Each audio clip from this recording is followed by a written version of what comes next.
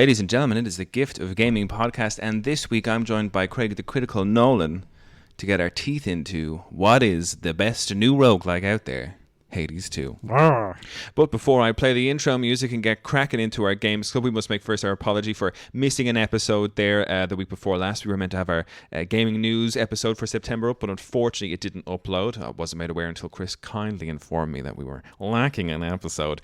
So unfortunately there'll be a week absence of episodes, but don't worry, regular scheduling will return after today's episode. So sit back, enjoy, and play that intro music.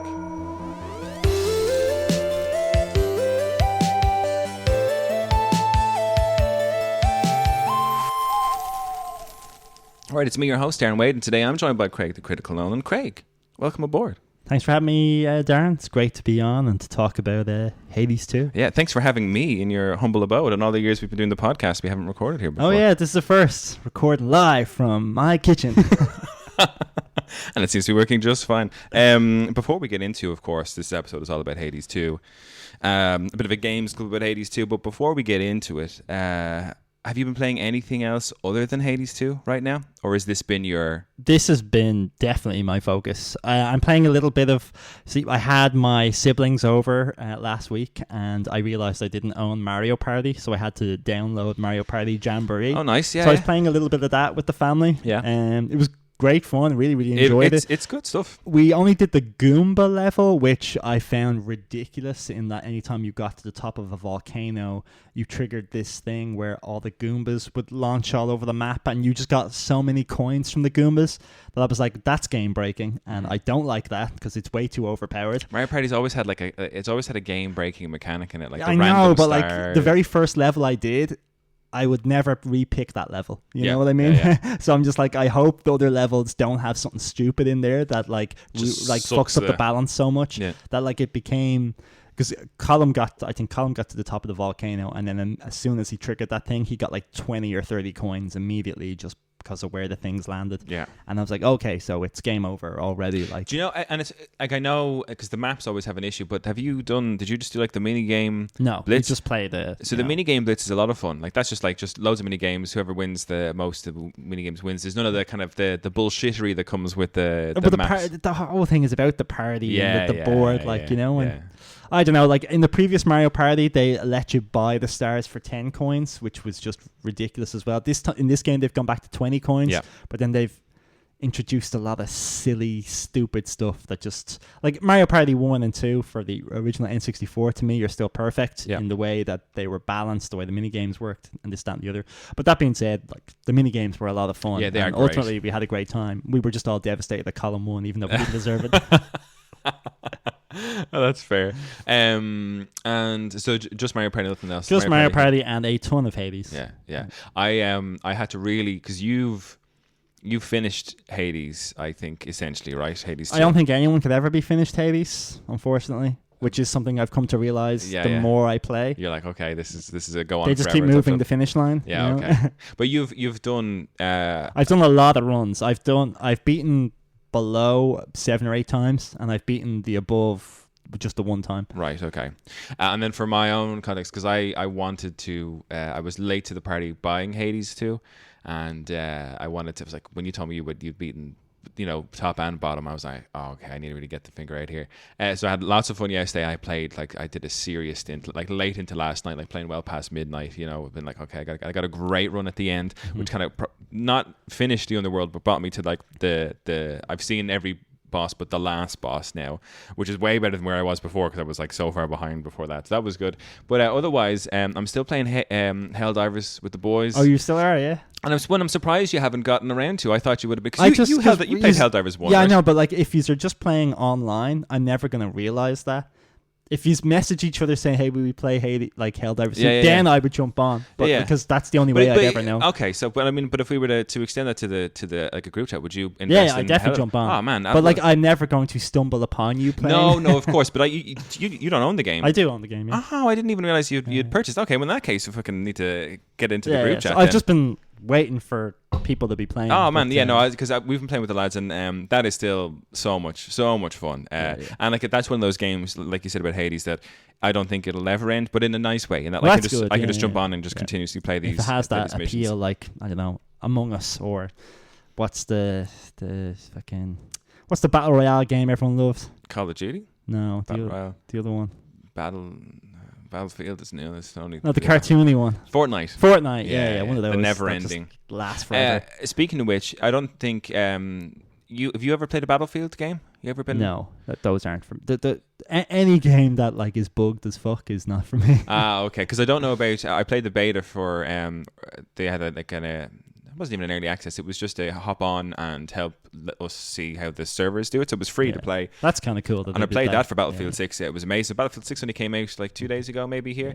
But I played it and I was like, oh. You liking? I like it more than I'm liking Call of Duty at the minute, I have to say. I would go back and I would play that Call of Duty Warzone, but that for me was just the perfect game. Yeah. Like there's no unless you just give more stuff. Well, I would just want that, or else I don't want anything, you know? Yeah, fair. I think what's really cool about the Battlefield in terms of it's a real return to its origins, that it's like a 64, like 32 versus 32, like team deathmatch with like tanks and helicopters and fighter jets, and it's very enjoyable to be a part of. I'm really bad. Like that's the only thing as well. And when you're playing, I'd be like that too. I would get at most 2 kills per death, and I'm like, that's not fun. No. Yeah. And that's the only thing, like, I'd love to go back to Warzone, like Call of Duty Warzone, but that was the thing as well. It got to a point where we all left that for such a long time that when I was like, I'm going to go, because it's the original map, I'll go back and I'll play again. And I got absolutely wrecked. I just hadn't been playing Call of Duty for about a year and a half. And I want to be able to play a game just for a couple of hours a week, and that be enough to be okay at it. I don't want it to be my one and only game for hours a day in order to actually be able to be good. And I did feel, especially over COVID, like when that was my number one game for days at a time, I was pretty good. Yeah. And I was like, I get this, but like you can't let up at all. You, me, and Colin had a good trio going for a while in that game, like in the early days of COVID. I'll never forget our first win as well. Was one of the most intense gaming moments I've ever had, because it was a team of 4. It was you, me, Colin, and I think Andrew might have been on with us. Andrew, cool. And Randy Dunn, maybe. He was on all the time. And it was I was the only one left, and it was we hadn't won yet. We'd never won a game. We'd come close sometimes, whatever. And it was in this in the logging area of the first map, so like the lumber yard. And I remember I was the only one left on our team, and the 3 of you guys were just like shouting directions in my ears about things that you saw, and it was so intense for me. And I was just like crawling through this logging space, letting the other teams kill themselves as the circle came in, and I just came in for the sneak at the end. My heart, like, it's one of the rarest kind of things to be like, I've not had to play a game that intensely, like, and being that fearful and that scared, like, if I lose now, we're never going to get this close. But that was a great first win, like, but I don't know if Battlefield has that same kind of vibe, you know? Right. Yeah. I mean, 32 versus 32, that feels like a game from 2005. They have a battle royale mode in it for the first time ever, I think. But the beta that I played, that wasn't open. It was just purely the team deathmatch things. But those were still great fun. But yeah, it's a little bit away. But enough of that, Craig. We've got Hades 2 to sink our teeth into. So I guess kind of going into this, just so the audience is aware, you've essentially finished the game in that you've cleared the underworld, you've cleared the overworld. Yeah. I came very close to clearing the underworld, didn't do it, but I haven't gone into the overworld yet. And Hades, the first one, you played a good bit of that and finished that. Well, I did. I proper finished Hades 1. Yeah. Yeah, I beat Hades, and then you beat him like 10 more times. It like unravels the true story. You get a true ending when you you get kind of a true ending, and it's fair that it takes a few runs to do, and each time you get a little piece of the story. Hades 2 doesn't really do that. A lot of the story doesn't really go like, it's kind of like, when you pick up a boon and then one of the characters will say something to you. Yeah, the kind of whole game is just that, really, that it's all kind of all over the place in terms of the dialogue. Yeah, because it's never really all going to the one because you understand, because that's the thing as well, that I like the tidbits of it, but it wasn't really as, I think, fleshed out maybe as Hades 1, in that you get little tidbits of how's the fight going in the overworld type thing. Yes, and you're meant to be sneaking through, but because you can do the underworld or overworld, the game struggles to really keep up with what way you're doing it, because I've done the underworld way more because I want to learn the weapons, and I'd rather learn the weapons through getting more of the boons and stuff than just going up top and getting annihilated. So I've cleared the underworld 7 or 8 times, and I've only done the overworld once. but the dialogue is running pretty dry on the underworld, if you know what I mean. They've got nothing left because to say. they've nothing left to tell me until I do more on the overworld type of thing.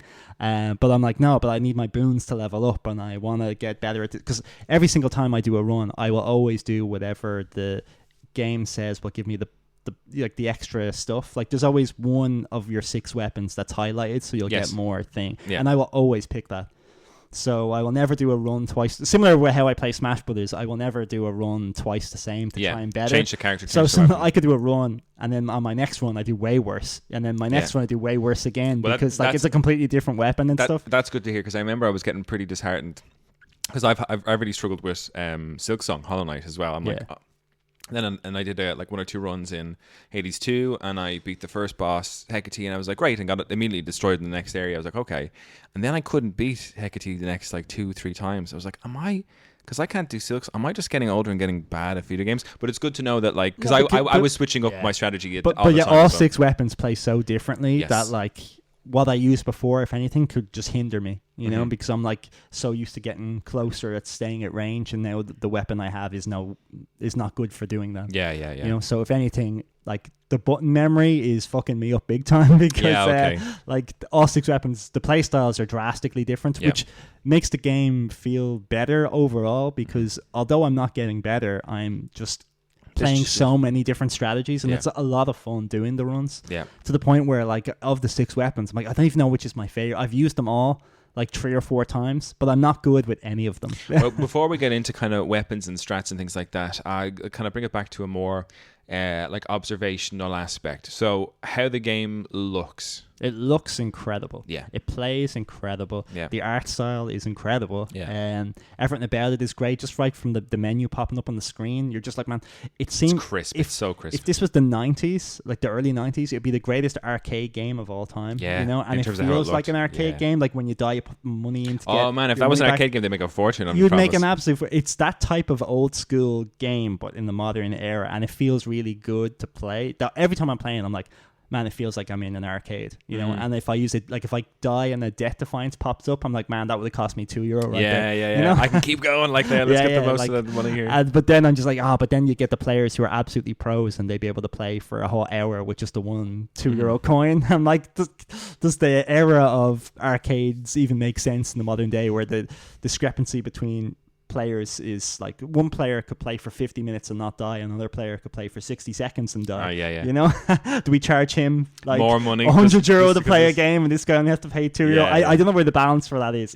It's made me thinking that, like, can arcade games even exist anymore? And I don't know if they can. But Hades 2 is a great example of trying to bridge the gap. And I don't think you could ever make that's the thing as well, I don't think you could ever put in as much money or as much time into a video game to just turn it into an arcade box like the guys have done with Hades 2. Do you know what I mean? You just couldn't. Like, I mean, it'd be great to go to an arcade and play games that look like that, you know, like brand new and they're only arcade available. But I just can't see them doing that. And no, so one thing I will say is, because I turned on Hades 1 after I did a few runs in Hades 2. I turned on Hades 1 was a great idea, just to have a quick comparison of how the game looks. Both games look great. I will say, for me, there's something about the color scheme and the graphics of Hades 1 that to me actually has a bit more character than Hades 2 kind does. of red and gold, I imagine. Yeah. Hades 2 has a lot more greens and blues, and dark. It's more witchcraft focused. Yes. But I love when you do go up to your cauldron and you do an incantation and the whole screen goes green and smoke goes everywhere. I'm like, I love that. You know? And I think, you know, the woods, they offer a lot more of the greenery and stuff like that. So it feels like Hades 1, but like the locations are drastically different. Completely new color schemes. Yeah, and it's not to say that it's not that I dislike the color scheme or anything like that, but to me, that little quick run, I only did like 2 runs on Hades 1, and it felt like there was a bit more.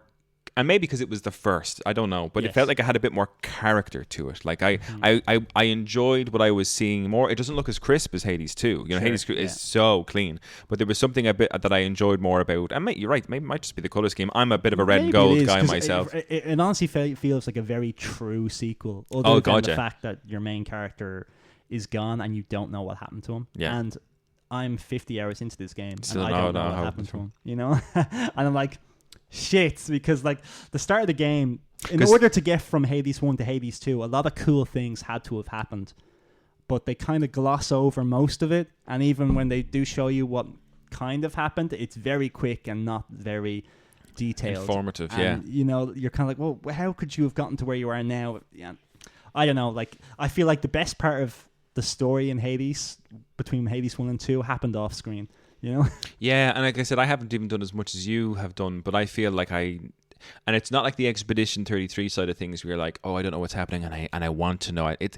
I feel like I'm being and I left want to out. know, but the game is just not it's telling not telling you, you know? And where at least in Expedition 33 you knew it was going to tell you eventually. Like it had that thing of like, you're going to discover what's going to happen here and it's going to blow your mind.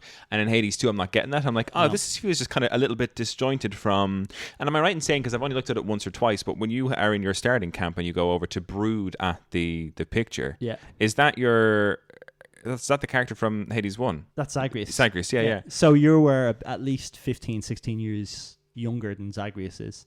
Yeah.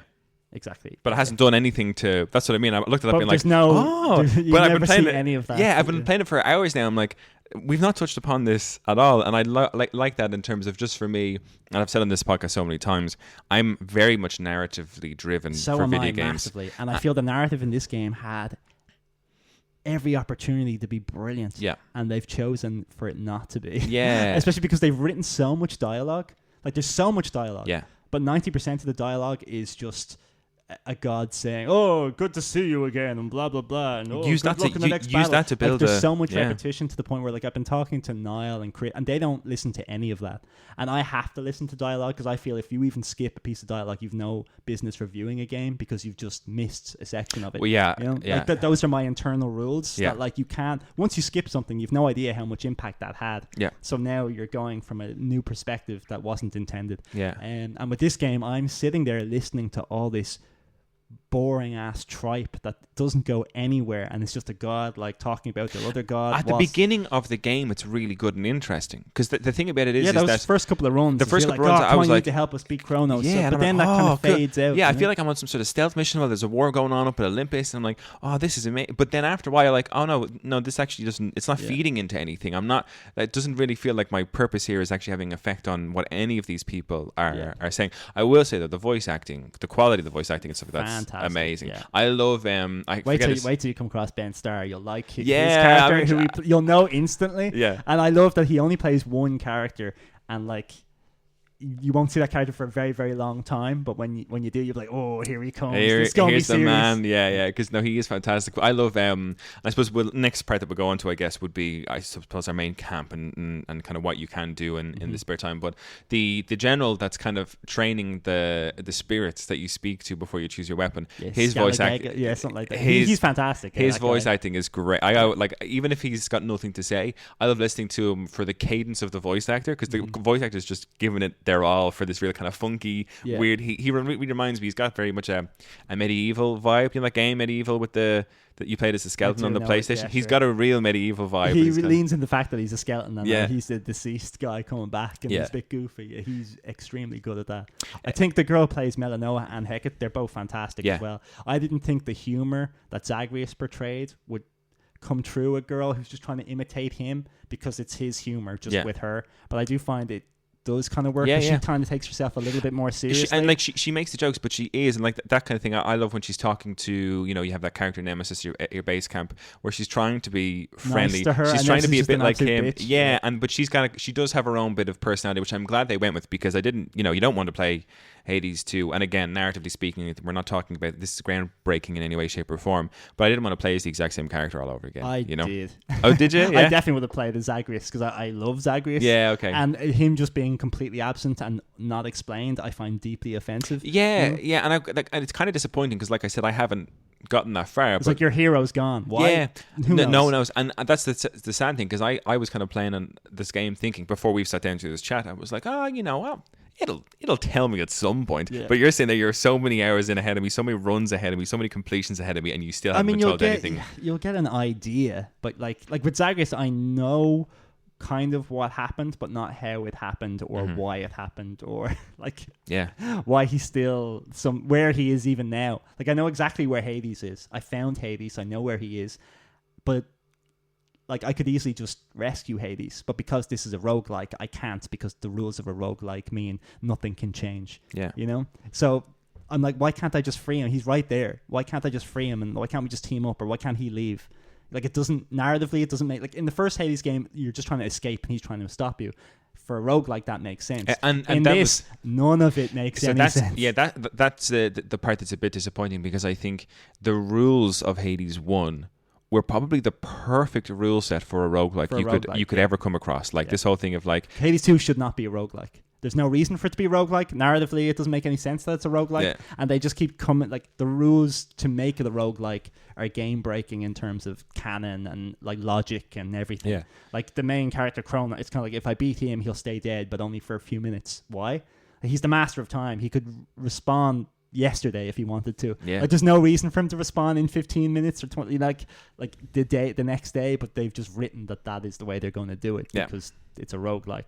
Yeah. But then when you're up top, the up top villain, there's absolutely no reason for him to respawn at all. But he does, and they don't talk about why he does. Yeah, okay. He just is there again. Yeah, it's a pity. And like I said, remember I was reading some of the reviews before the game came out publicly, and people had like early access, and the reviewers were going through it. I bet none of the reviewers, I'd say 90% of people who play the game would never get to where I am now. They'd have long given up by now. Because like you've done a bunch of the low runs, and I feel like once people had done the one high run, they'd be like, oh, okay, I finally did it. Finished the end. And it took me about 40 to 50 hours to get here. That like now I feel like, yeah, we're done with this, and like move on to the next game. It's only crazy people like me and people who really want to stat and min-max and stuff like that will keep going. And I feel they should have finished the story way earlier, because you're not going to have as many people going the whole way through that far, like, you know. And that was the thing, because I never got the true ending of the first Hades, because you and most people, and that's like what I did, and I haven't gotten the one for this one, but I played this one more than I played the last one, so I'm like, even less people who played Hades 2 are going to get to the end. Yeah, and I'm like, that you fucked up there. Well, I mean, I guess the one way is that if people really enjoy the game and they want to go and do it, they'll do it. And they'll play thinking they can do it, and then get frustrated that it doesn't happen. But I suppose which is how it's happening to me. You know? For who's the group that does Hades publisher? I'm going to look that up real quick. But for them, it's not going to matter, because they've already SuperGiant, is it? SuperGiant, yeah, you're right. Actually, that's exactly who it is. Yeah, because ultimately they've got their money. They don't really, they got their money and all. But because if a Hades 3 popped up, it's not. I'd be less interested now. Yes. Because narratively, it doesn't seem to matter. But that's the thing as well. That would be my looking at it now, knowing, because I spoke to Niall a bit this morning before we came to this episode, and he was telling me about how he's getting on, and it has disappointed me in terms of the narrative and how it doesn't make as much sense as a setting as Hades 1. That I think if they went and, we got 5 years from now at Hades 3, I'd be like, best of luck to you guys. I hope it does really well for you. You make great games. Not for me anymore. Do you know what I mean? Because I think in my Hades 2 playthrough, I'll be probably not enjoying it to the same. I mean, it's so crisp. Gameplay combat is fantastic. Yeah. I mean, I'm only dissing because we're talking about the story. Narrative. If we just go on the gameplay and how it looks and blah blah blah, it's just top notch in all those aspects. So I think story matters a lot to me. Yes, and to me as well. And I guess to those listening, if it doesn't matter to you, don't worry about it. You're in for, and we'll get on to gameplay and stuff like that now, because we're about to wax lyrical about it, I'm sure. But it just in terms of that, it just doesn't fit the bill the same ways. I wasn't into roguelikes. Chris was telling us, I'm not a roguelike fan. And you Hades is the only roguelike I enjoy, and that's the thing, like, because you did that, and I'm not to say I don't enjoy them. I never really played them, but Chris was like, you guys need to play Hades 1, so you hopped onto it, and then you were actually it took you a little while, but then you were like, no, I love this game's great. And I said, well, I have to try it now then, I guess. If Craig gets into this roguelike, I'll give it a go. And I played it, and I was like, wow. And I was like, wow, because it had me hooked from a story perspective, but the moment it doesn't, the moment it won't, I'm like, I feel I've wasted my time. I've done a couple of runs here. I've seen the couple of weapons. To me, in that sense, to me, that's like, this is all the game has to offer.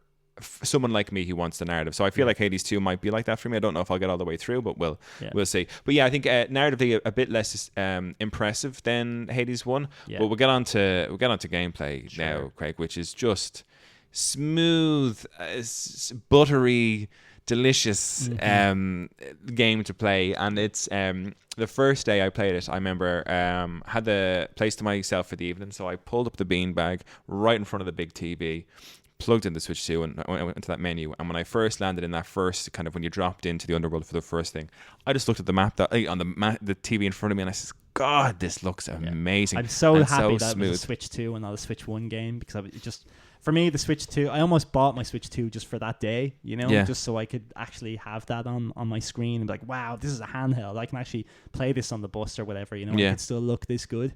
You know, which is the reason I didn't play it on the PS5 as opposed to... Because, like, similar to our friend Kev, he's like, I don't want to get the Switch version because it won't look as good. It won't have the 60 frames. That's why I'm loving this transition that the Switch 2 will have the best of both worlds. Yeah. It's mobile and it'll look great. And Perfect.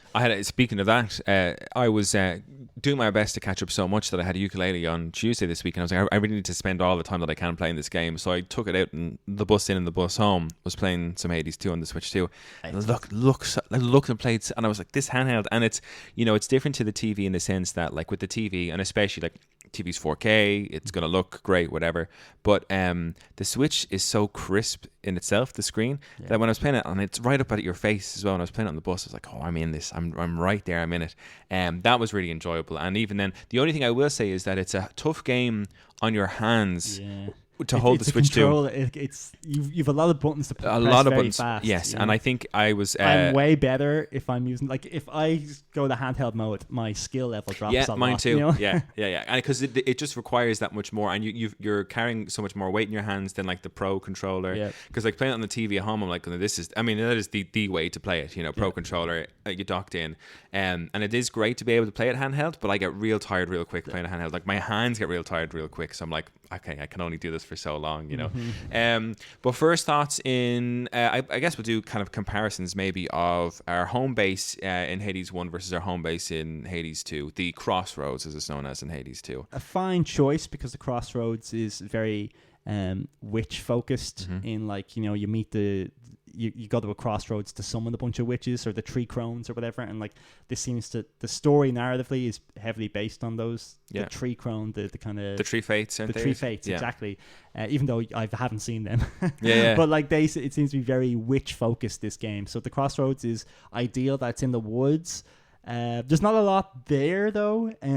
Like in the House of Hades, I was very much disappointed and really thought a sequel would have a much bigger home base with more going on and more of the side character. Like when you beat the first boss in Hades 1, her name was Meg, and I loved how she would just be at the home base afterwards. And I feel in Hades 2, there's a lot more of that where the bosses kind of just will actually come to the woods and hang out and talk. But I thought there'd be just loads of that and way more stuff going on. And I finally unlocked the ability to decorate the kind of crossroads, which took ages to do. In Hades 1, you can do it right from the get-stone. But you know, those gemstones, the green gemstones you used to be able to get? Yes.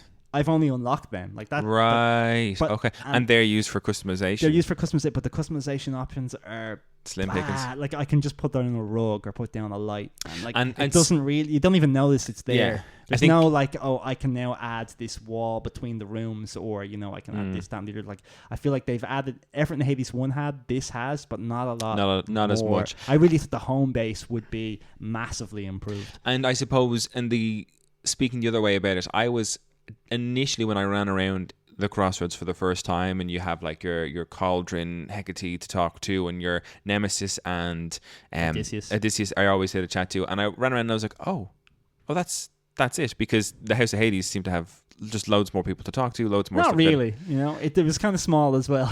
But you had Hades, and you had like that guy with the Grim Reaper fella who sometimes was there, but like true. Actually, I guess so. I think when I was like that, I think maybe it was in my mind I was expecting this to be much bigger, but part of me was kind of relieved that it wasn't, because I don't waste a huge amount. I'll go and I'll talk to the 3 or 4 people in the Crossroads, and then I'm like, right, down to business, another run, you know.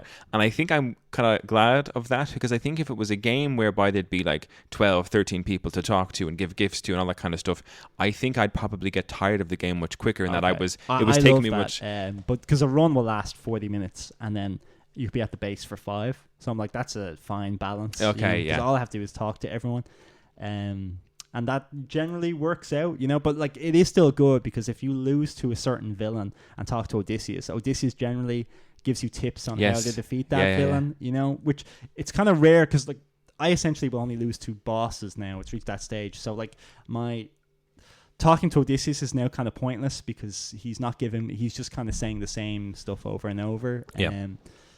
You know, or just kind of wasting dialogue options to just say something like kind of like off the cuff that doesn't matter in the least, because I'm not dying to a particular. I'm just dying to now this big baddie all the time. Like, so he's not giving me much. So I feel I've dried up a lot of the conversations, but like some of them are still very good the first few times. And I think that's what I mean. I really enjoyed like the interactions at the beginning of the game when you're very much learning everything, because you're like, oh, Nemesis doesn't like me, I wonder why type thing, and Hecate trying to train you, and you're not exactly sure I mean, you know, you're trying to be Kronos, but like, what's the goal here? And so I enjoyed it a lot more at the start. Now I go back, and yes, getting the few tips is good, especially for me, because I was the ocean, the second area after the woods, I was really struggling with for a while, and he was kind of saying the odd tip here and there. And in fairness, it was obvious stuff, but it was stuff that when you get into kind of a groove or a way that you play, in some areas it's very good, but in other areas, like so casting, which is where you bring in your... Casting is essential. And it's even now after 50 runs, I'm still not like...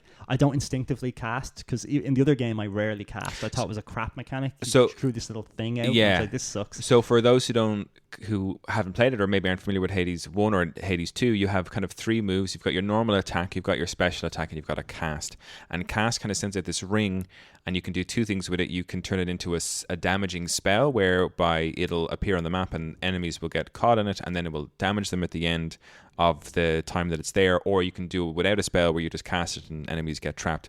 And in the first, when I was going through the woods, I was like, okay, that's fine. I don't really, this is whatever. So I stopped using it because I just didn't really think about it. And then you get into the ocean level with all these tiny fish things. Tiny fish, that's the first time where like cast is essential. Unbelievably important. They'll swarm you and hit you like 50 times. Because it took me a while to beat Hecate the first time, and the first boss, and then I went into this ocean. And I was like, great, here we go. I went into like the second encounter in the ocean place and got ruined by these fish. And I was like, I am so pissed off by this. Like, how did they defeat me? What am I meant to do? And then of course you go talk to Thingy, and he's like, blah blah, you need to find a way to stop those, the fish, and go for the bigger ones, whatever. I was like, oh, cast, like, I can't forget to use this move. But in fairness, now that I've integrated it into my play style, it's a lot of fun. Like, it's in terms of like, it's made the runs just so much easier for me now. I'm like, I don't want to deal with you guys. I'm going to come back to you guys in a second. I'm going to go and attack this person. And there are those here. moments when you're playing, you fail the run a couple of times, and you just figure something out, and it just makes all future runs that much better. Yes. And you get that sense of accomplishment a lot, where you're like, okay, now this enemy will never touch me, because like I get him now, and like I get how to work around those mechanics. I'm like, okay, he's never going to do damage to me. That's because another enemy, especially at the beginning in the first area, that really affected me a lot of the times were those screechers. Do you know the ones that would... Yeah, they charge at you while like firing this... And they charge... Shit. They move run fast. They can outrun you, so if you are running away from them, you will get hit. And that was the only way to stop them is with cast. Yeah, and it was like these things kept fucking me up in my early runs, and then when I realised about cast for the ocean area and these fish, when I went back to this first area, and I was like, oh, wait a second. And then casting on these guys, anytime I saw them, immediately cast and then destroy them, and I was like, these things are easy. Because they were the enemies... At the beginning of my playthroughs that I was in the first area, that I was like, oh, I'd hate coming across them. They always do some damage to me, and your health points are so valuable for making your runs. That it's that thing of like you learn further on as you go, and that could be hugely beneficial to like mastering the early stages of your run as well. So I love that how you like even just in the moveset, never mind the strats that you get from the gods, just in terms of like learning how different movesets are better for you later on, and how much easier it makes the early parts of your runs. Sure, the learning thing of that game where I'm like, oh, I'm getting good at this game is so satisfying. It does feel good. If I had one tip to give any player playing Hades, it would be that if an enemy has just regular health in red, just attack them, because they'll get stun locked and they can't do anything. So long as you keep attacking them, they can't do anything. They're kind of stuck, and you're relying on other people around you to interrupt that. But if an enemy has yellow health, it means they have armor, and your attacks do not interrupt any of their attacks. So while they have armor, do not just stand in front of them and attack, because they will always get you. They will always get you. And it took me a long time to figure that out. I didn't even figure that out in the first game. But in this game, like, I'm just like, okay, that's the thing. So always attack at range or hit and run until the yellow health is gone. And then once that's gone, just stand in front of them and keep swinging, and they will die. But the enemies with armor are going to fuck you up if you're not moving. unless you kind of really think about it. You really have to spend your time. You can't just go in guns blazing. You just can't, because they will always get you, because they just don't get interrupted unless you can kill them in a couple of seconds. So do you want to talk about strats now or weapons? in terms of? Ooh, I mean, weapons is far more interesting, I'd imagine, you know. Would you want to save that to our last piece? We'll talk about the weapon runs. Maybe just go through some of the god strats that you've enjoyed. Sure, yeah. So again, if you've not played Hades 1 or Hades 2, one of the things about the game is boons, essentially, which the gods can gift you. So going through certain encounters, when you get onto a new map, you'll unlock a message from the god, essentially. And it could be from Zeus, it could be from... Poseidon, Apollo, Aphrodite, all the gods from the old game are in here, minus so no longer does the Demeter, is it Demeter? I think Demeter's right. Demeter's the ice girl, is she? Whoever the huntress girl. The huntress girl, Ares, Athena, and Dionysus, or the god of grapes. Yeah. Those four no longer are common, they won't pop up just naturally. Yeah, they are in the game in some way, but not as a different way. Giver. As maybe they'll give you a power up once per run, but you can't get 4 or 5. Yeah. Except Ares, but you unlock him very late in the game. I don't know why. He just kind of shows up. Yeah. He's like, so eventually you'll get Ares and you'll be delighted to have him. But it sucks that because Athena was in Hades 1, Athena was everyone's favorite because she had the reflect build. So you could dash towards and just blast everything back at them, and they just get sent back in your face. When she does come in, she does have that exact boon that she can give you, but it can kind of be annoying that some of the gods you really know and like are kind of pushed to the background in favor of Hera, Apollo, Hestia, and was there's one Selene other one, the god, the blacksmith. Oh yes, I like some of his movesets in fairness. But the moon god, Selene, she was in. She wasn't. I don't think. No, she's new because she only gives you hexes that are reserved for your witchcraft. Yeah. Which are generally the hexes aren't great, but if you get another one, you get this kind of upgrade tree for it, and you can get some really good power. I've never come across her enough times in a run to build it. Eventually you'll just. It's if you get her the first time, getting her a second time is well worth it because the upgrades to the first one you can get are pretty good. Okay. And sometimes they could contain even say you got a hex, she might go, oh, this hex has a special Zeus power that will be on the skill tree if you can find it. And then similar to Hades 1 where you actually got a summon to help you, that power up will call in the summon as well as do its hex. Right. So you get kind of 2 additional things, which is quite. And the summon you bring in is going to be really powerful. I haven't gotten there just yet. So we have to you have to usually get her 3 times for it to be good. Yeah. And I don't think I've ever come across her I don't think I've ever had a run long enough to be able to do that just yet because I haven't gotten to the final boss yet. So, but yeah, so they have. I mean, do you have any favorites so far? One of my favorites that I've really enjoyed so far, I have to say, is any kind of Zeus build.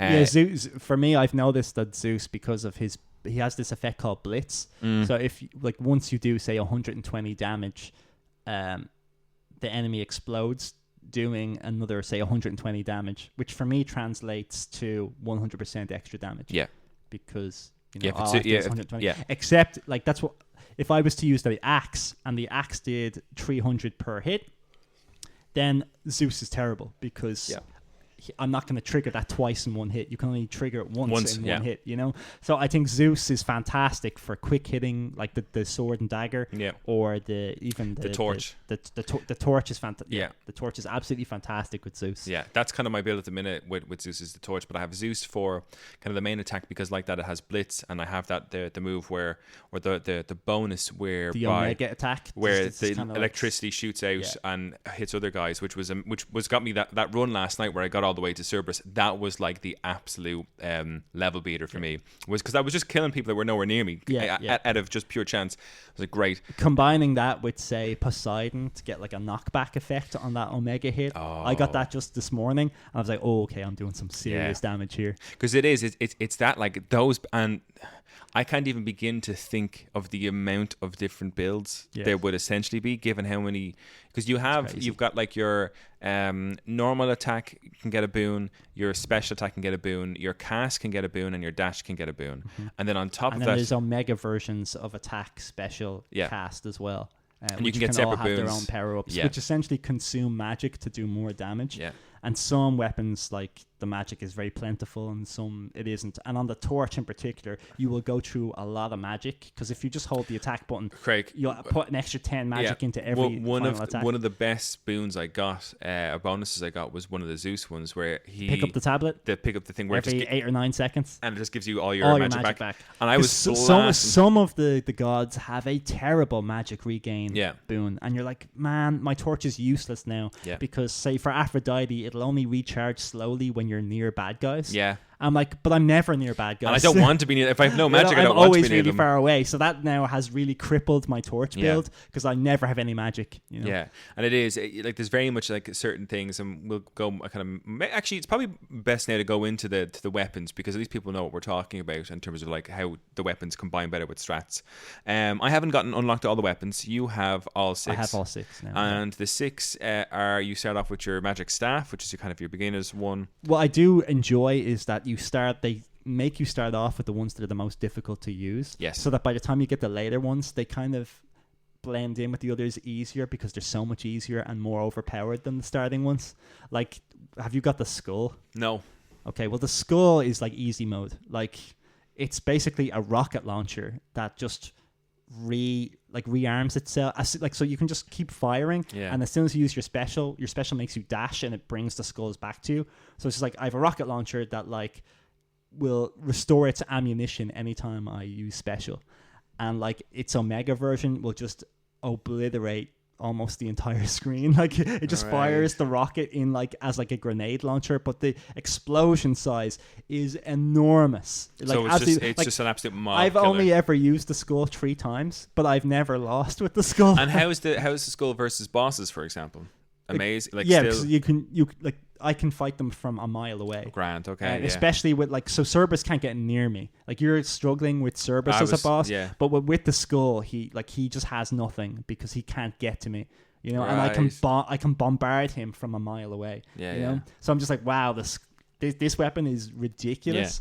Maybe there's some builds that aren't great with it or whatever, but I've never lost with the skull. But I will only use it 1 in every 6 times when it's because you'll go the around, one that gets powered up. So you've got the skull, and then you've got the witch's staff. You've got the sword and scythe. They have proper names. I can't think of what they're called now. But then after that, you have the torches, which is essentially Hecate's weapon, isn't it? I realised that. Yeah, very similar. Yeah, she has 2 torch torches in each hand that kind of casts some spells. The axe, and then the final one you don't have.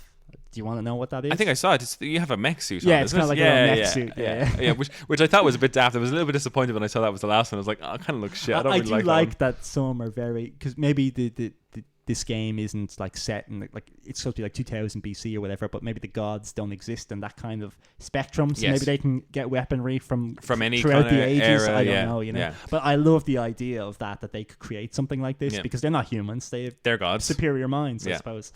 So they've created this mech suit with which fires actual rockets, because I think in terms of, I've only even unlocked the first 4. I don't have the skull and I don't have the mech suit, but I've tried the other 4, and I have to say I enjoyed them all. My least favorite is probably the witch's staff that you start off with. I find that maybe I really like that one, because in the first game the spear was my favorite, so this is like the natural weapon progression of that. I'm loving, I have to say, the axes. Like, if I want the axes are really tough one, I think, for bosses, because you have to get right up in their face. Very tough. But it is so satisfying for destroying mobs, and I think I paired, the first time I had the axe, I paired it with the blacksmith god. I can't think of his name, but Hephaestus, and he's got these real big blast moves, and one of them was when a mob was killed, there'd be an explosion that would kill other things, and I was coming in with the axe and slamming the ground, and things were just like dropping all around me, and I was like, this is amazing. And then I got to Hecate as the first boss, and I beat her, but it was a massive challenge. Even though it's really, really strong, it's getting his into hit her. His attack and special are the worst in the game, I think, because like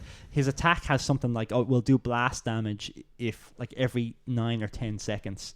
But like not, so if you the fight isn't going on that long. If you use your special, like you've hit him with something that's going to trigger in 9 seconds, but none of your attacks are doing extra damage at all. you just get that one explosion at the end of 10 seconds for like which 900 damage. I'm like, yeah, but I'm doing way more than that during that time That's period. the funny thing is, as you learn the game, because like all of these are just numbers and I'm not exactly sure how it fits into the balance of the game. And then when I played through and I was going through the axe, it was 10 seconds for this blasting. I was like, okay. And then I go and do a run with the sword and scythe and see these, and I get this other moveset, and the damage stuff is coming like much quicker. And I'm like, this is way more effective. Yeah. Like, because I'm not fighting these things for long enough for a 10 or 12 second wait time on some of these things to be in any way reasonable for my build. Like, if I have to get all the way to the end. Wait till you get the skull, and then you'll be like, Hephaestus is shit. Like, because like every 10 seconds he can do 1,000 damage off this special thing. The skull is doing like 500 damage per hit. Like, at times. It doesn't matter. Just, like the discrepancy between the two is huge, and that's annoying. That like some builds are just like you could not win if you use that attacker special, and some are like ridiculously better than others. And I wish they all had viability. But I wonder, like, that's the thing, is I wonder, is there, because I'd love to be able to go through the problem with the axe that kills me is the long range. There is no long range with the axe, really, and I think the long range is essential. The axe's special move is bad. Yeah, you know? But I wonder and that's what I mean in terms of there's so many matchups in terms of so many styles, so many strategies that I'm like, surely there must be one. Like, if I went online now and was like, what's the best axe strategy in Hades 2? I wonder, does someone have this amazing build that you can run with it? If you want to ask me, like how I play axe is I try and get the axe, but I try to make sure I have at least one of Demeter's abilities. She's the ice goddess, and most of her abilities apply freeze. Yes, that's like so good for the axe. Seconds. Yes, if you can apply, like, what I try to do is have cast, but on a long range. So like maybe get Hestia to change my cast into a projectile that I can choose where it lands. Yep. So then I can hit someone with my cast, they're frozen for 3 or 4 seconds. And I can deal with the rest. And once I can get in there close range, you can do massive damage, you know, because you're not worried that they're going to hit you. The freeze one was really good. That was the first run I had with the axe was freeze and blast was and it felt really good again until freeze, the boss. Excellent on the axe because you really want them to not be able to hit you because you're so slow. Exactly. But again, you come to a boss and that the freeze stuff doesn't affect. So it becomes a real challenge then. So yeah, I'd love to know how people do it. Like, but I mean, like I said, man, the variety, as you said, you do 6 runs and each time it's a different weapon. Never mind a different boon, a different god, a different armor build up if you're going. And the weapons play drastically. Like, some are close range, some are long range, some are mid range, and some are like really dash in and out and do this, that, and the other. So like using the style you used on the previous run could just destroy you, like, you know, if you thought that would work, it just won't. Because it was funny, because I was going in and I was trying new weapons, and I got the way I unlocked them was, of course, the witch's staff was the beginning. Then I got the sword and scythe, and then the next one I got was the axe. But the sword and scythe one, I was just in amongst it. You know what I mean? Like, absolutely lashing things. And you're so quick, and you can get out of there so quick, and your move's so quick. And then I was like, oh, I unlocked the axe. I'll go in. Went in with the exact same mindset. Got ruined immediately. That's when you realize, this game has a huge amount of depth in terms of the weapon you choose will drastically change how you play through it. And you've like 10 to 12 gods, all with drastically different power-ups for the 6 different weapons. So you've got like 40 to 50 real kind of just default playstyles. And that's even before you get into all 6 weapons have variants, which drastically change their gameplay as well, which had in Hades 1. In Hades 2, that's shelled out a lot slower. I've only unlocked half of them, I would say. And I really want to get the other. They're called the Nocturnal Arms, but they have like deadly different abilities that will drastically change the play style of those weapons as well. I'm like, man, if you're just someone who just likes gameplay and likes the fun of combat, like this is almost an infinite loop worth of great stuff. That's what I'm really, because this is the thing that I'm really enjoying my video games at the minute, in terms of a bit of Helldivers, which is just a jump in and play, a bit of Hades 2, which is again is a jump in, like, okay, a run if it's going quite successful, as you said, could be 40 minutes if it's going really well. But you're getting a lot of fun out of that 40 minutes. Exactly. And you're getting a lot of gameplay and a lot, like, and it's one of those things where I'm playing this being like, man, and as you said, with the amount of hours that you've put in, I think you're probably double or triple my time, and you still have so much more to go and discover. I'm like, great, I'm not going to bash through this game and have it all done and dusted by Christmas, but I know it's a game that I'll have on my Switch too, that I'll be able to just to pick up, play, give a good go to again and be like, great, this is just so much fun and easy to play. And in theory that might work, but if you go a week without playing and then you just could be out try of practice, and pick up your run, like, you get absolutely obliterated, whereas before you would have won that run. Yeah, that's true. I suppose don't want to have this episode going for too long, but will we go on a bit of final thoughts on the game overall? Sure. And then I might just have a little quick conversation on Game of the Year, kind of where we're both leaning after playing another probably nomination. But final thoughts on the game. For what I enjoy in the game, which I must emphasize, story is at the top of my it's always at the top of my criteria and what I want. I love Clair Obscur. I thought story in Clair Obscur is its best asset.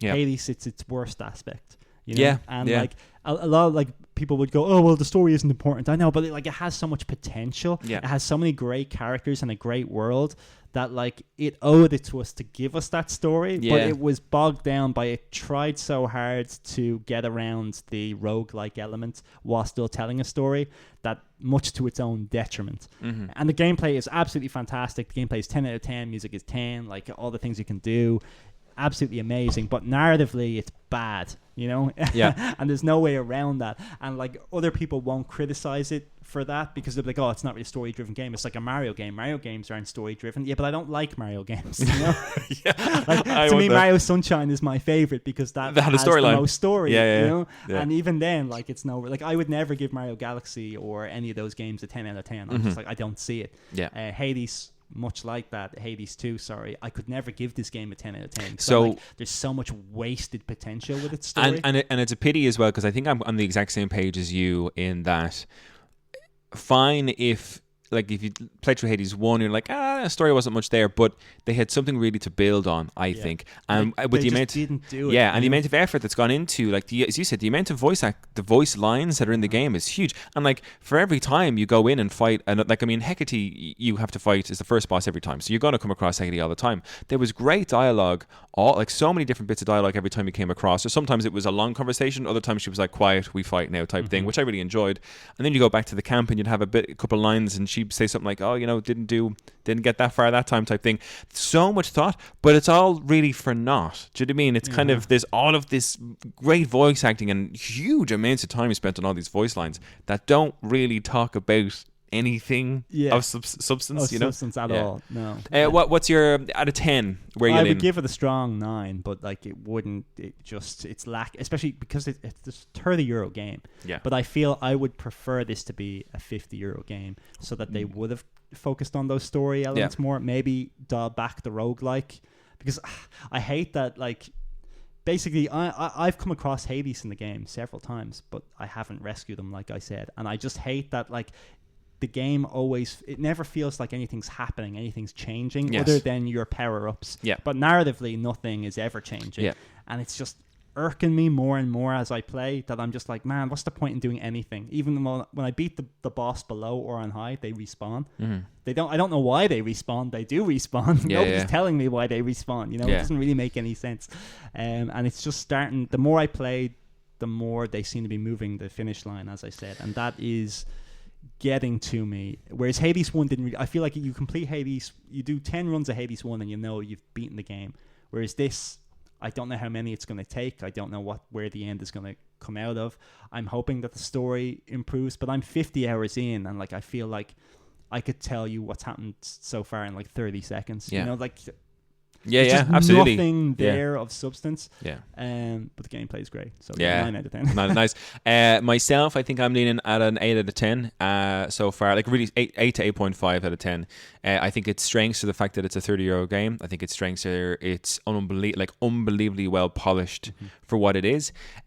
From a personal perspective on my review, I'm right with you. A point comes off for narrative because I need that in my games. The other half a point's coming off, and people might say, oh, this is crazy. For why am I even kind of giving it a ranking? Roguelikes don't always speak to me as a genre of video game, and as much as I enjoy this, I think this and Hades 1, even though this is missing the narrative reason for it being a roguelike, it's still up there with one of the strongest roguelikes I've played. I wouldn't say I'm an expert in the genre, but again, it's one of those things where like I'm really loving it, but also at the same time, roguelikes aren't my day to day. They're not my thing, and this re-emphasizes that. Like when I play Hades 2, I really wish it wasn't a roguelike. I wish it was just a regular game with these good characters in it, and I think it would be way better. You know? This was just a €50 normal game where you did this type of stuff, but like there were a set amount of dungeons. And another thing as well that I would have really liked about it, because the trailer is so good, and I know from an animation perspective there's a huge cost towards that, but like you said, if it was a €50 game you're paying money for, I'd love some big cutscenes of like the animation for the trailer, and the same with Hades 1. Phenomenal. I'd watch a TV show. That's not even in the game. You know? And that's what I mean. Like that's not in the game. It's not an opening thing. There's nothing like that. You get to a boss and the cutscene plays. I'd love something like that. Just dialogue. Yeah. You know, or if you like, I'd love to do, and you can skip it each time. Like let's say it's the roguelike, but you beat Hecate and you get this cool cutscene, because the first time you do it would be amazing. Because the first time I beat Hecate, it was like that was a tough fight. The first time I beat her, because you're so not really prepared, you don't really know how to play the game, that I would have loved if it jumped into this cool thing of like but like someone somewhere would complain that like, oh, my time is off by 10 seconds because I had to watch that cutscene. Well, I mean I'd make it, roguelike players are insane. I'd make it a skippable thing. Do you know what I mean? If I was doing it, but again as well, I'm not into I'm not a min max kind of guy when it comes to games. I don't. So I don't think exactly. So I don't think like there's so much information coming at me that I'm like, oh god. I mean, okay, that gives me blight every 8 seconds for a 10-second extra bonus thing with a blitz. I mean, I really struggle with that. And I tried it. Yes, but it sometimes it's hard to quantify. Yes, exactly. What's good and what's not. You know? And I think if you're into that, I think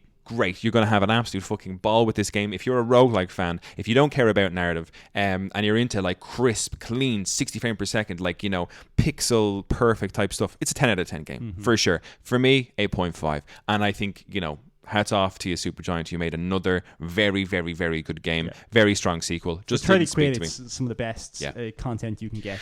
To finish off then, Craig, on this episode, where are you at with, so we're talking about Game of the Year. We've covered quite a lot of the games that we believe will be nominated so far. I've done Silk Song, we've both done Hades, we've both done Expedition 33, you've played Death Stranding. We know Luke's done Blue Prince, and Chris has done a bit of Donkey Kong, although I don't know if Chris finished Donkey Kong or not. Yeah, it didn't seem like he enjoyed it too much. No, unfortunately not. Where are you leaning at the minute now with a couple of games under your belt? On reflection, like, as I was playing Death Stranding 2, I was like, man, this could really do it. Like, there's just a lot going for it. Like, its budget is just huge. Yeah. The amount of content it has is huge. It looks amazing. The narrative is stupid, but like, it's big, Yeah. What I will say is that like, it's big, even though like none of the dialogue in the game is good. It's all very, very bad. But people will think it's good. They'll be convinced it's good because he's throwing so much money at the problem. Yeah. Like, whoa, look at this. This guy's a brilliant mind. Isn't that crazy? But no, he is crazy. He is an idiot. Like, and he can't write dialogue. So it definitely comes down a little bit. But I genuinely think he would be able to fool people into thinking that his story is good. Well, I've always considered the fine art of video games, and like, I don't understand. Some people think Metal Gear Solid 2 had a good story. Like, those people may give this Game of the Year, but they're all idiots. Like they are dumb people who should not be fucking reviewing stories. Like, they don't get how dialogue works, and neither does Hideo Kojima. Like, he does not understand dialogue at all. So no, for me, it can't win Game of the Year because narrative is super important to me. I mean, the guy contradicts himself like every other sentence. It's not worth it. You're fucking me over here, like, And so Death Stranding 2 is out, but it could still get it because people don't think like I think. A strong nomination, but not it's a massive not a winner. Nomination, and one I honestly think could win based on what's in there. Yeah. But it would be trickery on his part, right? To go for people to actually give it Game of the Year because he's crazy. Claire Obscure is the bona fide winner across every category for me. The fact that it's a new IP, new studio, it's an underdog story, the music is exceptional, it's reinvented the RPG genre. I think it ticks what you want in a Game of the Year. It's kind of ticking every box of what you would want from that game, while still maybe not critically being the top dog on Metacritic or whatever, because RPGs generally don't do as well because people are just like, I don't like turn-based combat, and that's the end of it. They just are not going to delve into it. I don't understand how games like Donkey Kong or Mario are like jumping on a platform. I don't know how that's exciting. it's not my type of game. Yeah, some that's people fine. Swear by it, but I'm like, if you can jump on the platform, you can jump on any platform. I don't get it. Yeah. Stop shoving those games down my throat. And it's funny because you may be quite different on that. I'm a big platformer. Do you know what I mean? I love platformer games. I think there's a great level of precision and stuff like that. Astrobot got Game of the Year last year. Yeah. And for all intents and purposes, it is worse than the Mario Galaxies. It is worse than Mario Odyssey. It is worse than Donkey Kong, but it's still got Game of the Year. So maybe a superior game to that can get Game of the Year in that category, because that category seems to whoop ass every year. You know, like it always does well. If maybe the 2Ds don't. No, the 2Ds don't. The 3D versions. I mean, Wonders made it into nomination last year, I think. Was it Wonders of the year before? But I was looking at that being like, and that was a weak year. I think I was like, okay, I can see why you got in. But I don't think 2D, like the modern day 2D platformers, no. I'd put something like, if someone came out with a beautiful looking version of, let's say, Super Mario Bros. 3 that I play like religiously every year, there's such a level of expertise needed in that game to play through it that I'd be like, okay, really enjoy. But do you think then the Game of the Year should go to the original game or the person who tweaked the current existing game? I mean, listen, for me, it's a tough question because you could say that. I mean, there are games that are like that with, let's say, Expedition 33 that are reinventing the genre. There's other games out there though that you could make that excuse of, like, they've picked things from. I would never ever allow a remaster in a game. No. So again, I wouldn't like a remaster. I'm okay with a remake if it's a true remake. With FF7, exactly. Like, that's a true remake. But these remasters, these cash grabs, no, I'm not. Shameless. I'm not interested in it at all. No way. So for me, it's a three-way race as of now. Because I don't think anyone will ever clear Hades 2, to be honest. Yeah. I don't think anyone who reviews the game is going to clear it start to finish. So what's your close horse then? You think it's Expedition 33? For me, Expedition 33 is the bona fide winner by a mile. Yeah. But people don't think like I do, so I think either Death Stranding 2 or Donkey Kong could also get there. Okay. My own thoughts on it now at the minute would be, and my next game purchase is going to be Ghosts of Yotei. I'm going to try and finish that before December, because I've seen the Donkey video and I don't like it. Oh, I haven't watched the Donkey video. I didn't realize he brought one out. Yeah, it's not speaking to you really from that video at least. Well, no, because I loved Ghost of Tsushima. Yeah, but I played it twice. Okay. But this one, it doesn't look different enough. Oh yeah, okay. Whereas I never finished Ghost of Tsushima, so I think this would be a little bit fresher for someone like I'm like watching me. people play and they're going over and they're chasing after the fox, or they're doing the hot spring. I'm like, this is just the exact same. I've done all this, before. Yeah. And I'm like, I don't like that. And plus, people say the game is great visually, and I think it drastically depends on the time of day, because at a certain time you can see all the flowers and everything. Like, you're like, wow, it looks great, and then it gets slightly darker, and then all the greens, they get washed out, and I'm like, it doesn't look as good. No, it doesn't look as good. Okay. So it's not the visuals in Ghost of Yotei are very much defined by whatever time of day and lighting you're getting at that particular time of day, which could be very bad if it's like midday or like in a certain shade of grass or something like that. It's not consistently good. And even when like your heart is climbing up a mountain, I'm like, stuff is popping in all over the place. Why aren't people talking about that? Like, sure, it looks good in these wide open shots, but that's one moment in 10, you know? Yeah. You can screenshot that and whatever. And the AI in Ghost of Tsushima was terrible. It was kind of like Assassin's Creed 1. I'm hoping that's improved, because I remember from my playthrough, which is kind of part of the reason I fell out of not finishing it. Open world fatigue was a big part, but also the fights, I was like, you will get open world fatigue in Ghost of Yotei, I guarantee. Yeah, maybe. No, but in fairness, and I haven't even played it, but I'm just based on what I've seen, I'm like, I've done that. I came into Ghost of Tsushima after I had platinumed Horizon Forbidden West, and then the first Horizon. I did the 2 Horizons platinum runs, and then I went into Ghost of Tsushima, and I was like, I fucking can't do this. Whereas I haven't played an open world game now since Final Fantasy VII Rebirth, so I've had a lot of breath. So I'm thinking I might enjoy it. But I want to give that one. So at least I think at that stage we'll have what we consider will probably be all the nominations covered. Then we'll have to as look the it up, podcast. I don't know if like Yotei seems to have, for me anyway, you might not. I don't even know if I'll get it now because it looks disappointing to me. Yeah, no, that's fair. So I'm not sure how it's doing critically, but like it's not critically. Well, we did the I think it's sitting at like an 86 or an 88 or something like that. Still very good. I think I mean still great, and will probably be the nomination. To me, as it stands from games that I've played, in third place I would have, because I've only played 3 of the 5 or 6 that will be nominated, which would be Silksong, Hades 2, and Expedition. Silksong is sitting in third for me. It didn't do it for me. I'm not enjoying it really. Again, it probably falls into the roguelike thing that Metroidvania isn't exactly my go-to style. So I'm sure there's probably people who are Metroid fans who are playing this, and lots of people have said it is top tier Metroidvania. Great. Not my cup of tea. Third place. Second place is Hades. I think Hades 2 is a really, really strong game. Just like Hades 1 was nominated, I think, one of the years. It won. Oh, you did. It actually, yeah, fucking did. I mean, I don't think this is a winner. Not when you've got Expedition 33, but again, it is a €30 crisp, well produced. It's finished tough to game. argue when it's 30 quid and it's that good. Yeah. You know? And then like that, I think for me at this stage, nothing really can or should beat Expedition 33 because it ticks all the boxes really. And it was a €50 game. It wasn't even a 70 or €80 like Death Stranding 2 or Donkey Kong or any of these. Like, 20 quid more expensive than Hades, and all of the stuff I got to play in that game compared to what Hades has. It was just like, wow, okay, blew my mind. Craig, thank you so much for hopping on. That's our Games Club of Hades 2. Plenty more hours to play. I'm not done with it yet for sure. I'll be chipping away. I'm really enjoying it. If one of us, well, it'll be me, I'd say. But if I can do the ending, I'd love to go over like where you are at that point in time. If you've beaten the final boss down below, and then how you're getting on with it. We can talk about it, even though story wise we won't have a lot of. No, probably not. I can't see where you are and where I am in the game. It's not that different, even though I put in 3 times more time. I'd say. Such a pity. If for those interested, myself and Craig are going to go on to a post show and talk about kind of the games we might consider playing for the rest of 2025. Because I think our lists are almost pretty much covered so far for this year. If you're interested, check out patreon.com/thegiftofgaming, where for the cost of less than a coffee a month, there is a ton of extra content there, over 100 episodes of post shows. It's the perfect time to get onto our Patreon. And if you're interested in watching our episodes on YouTube, if that's how you consume your podcasts, we don't have video, but we do have the actual audio out on YouTube videos. You can check that out at youtube.com/@thegiftofgaming. Craig, thank you so much for hopping on. Of course, anytime. And to our listeners, as always, and forever, keep enjoying the gift that is gaming. Peace out.